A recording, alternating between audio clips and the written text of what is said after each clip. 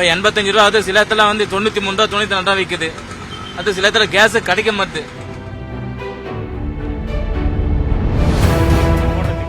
இங்க இருந்து எங்க ராயபுரம், எங்க இருந்தோ ரெட் ஹில்ஸ்ல இருந்தெல்லாம் கூட வராங்க இங்க வந்து போடுறதுக்காக.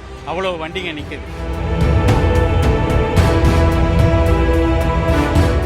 தட்டுப்பாடு தான். இங்க எந்த கஸ்டமரும் காசு கேட்டா உங்களுக்கு யாருன்னா எங்களுக்கு என்னாக்குது, எங்களுக்கு யார் இல்லையே அப்படின்றாங்க.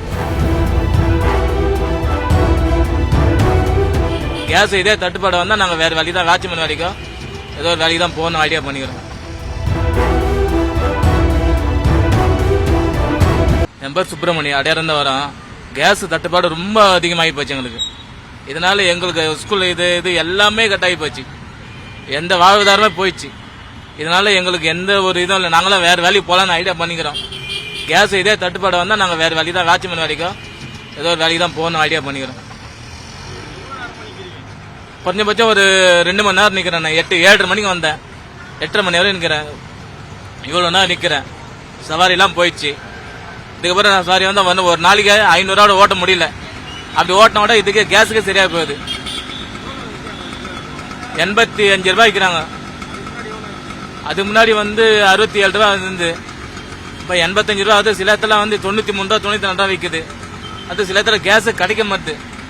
இதான் கஷ்டமாகுது எங்களுக்கு. வேற நிலைமையா தான், வேற வழி தான், வேற தொழில் தான் போகணும் ஐடியா பண்ணிக்கிறாங்க எல்லாம். முக்கால்வாசி ஆட்டோ வரணும். சாயங்காலத்துல போட மாட்டாங்கிறாங்க, நைட்ல போடுவாங்க. அதுவும் போடுறது கிடையாது. காலையில 6 மணிக்கு தான் போடுறாங்க. 52 ரூபாய்க்கு வித்த கேஸ் இன்னைக்கு 85 ரூபாய். 10 ரூபாய் கூட கேட்டா மக்கள் கிட்ட வாங்க முடியல. ஒரு லிட்டருக்கு நாங்க 40 ரூபாய்க்கு மேல போடுறோம். இந்த காசெல்லாம் நாங்க எங்க போயிட்டு வாங்கறது? 10 லிட்டர் போட்டா 400 ரூபாய் ஒரு நாளைக்கு கைவிட்டு பண்றோம். கோ கேஸ்ல போய் போட்டா அங்க வந்து 95 ரூபாய். ஆனா கூட ஹேர் வச்சு அடிச்சிடறாங்க. நாங்க பணத்தை சம்பாதிக்கிறது, பணத்தை எப்படி சம்பாதிக்கிறது, எவ்வளவு கஷ்டப்பட்டு சம்பாதிக்கிறோம். ஆனா அதை 100 ரூபாய் கொடுத்து போடும்போது ஏற வச்சு அடிச்சா நாங்க இதுல எப்படி பிழைக்கிறது?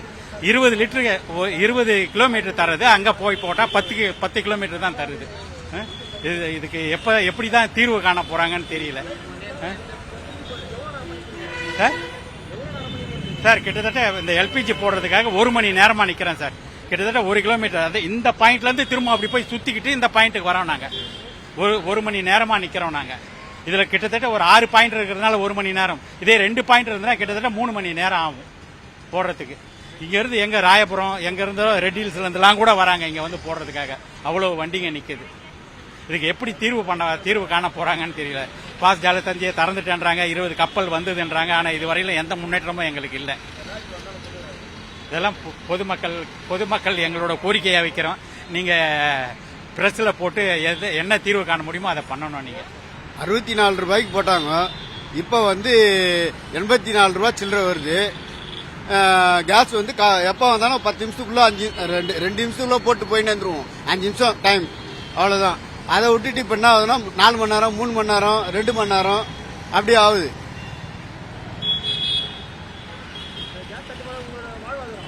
வாழ்வாதாரம் ரொம்ப கம்மி தான். தட்டுப்பாடு தான். இங்க எந்த கஸ்டமரும் காசு கேட்டா உங்களுக்கு யாருன்னா எங்களுக்கு என்னாக்குது, எங்களுக்கு யார் இல்லையே அப்படின்றாங்க.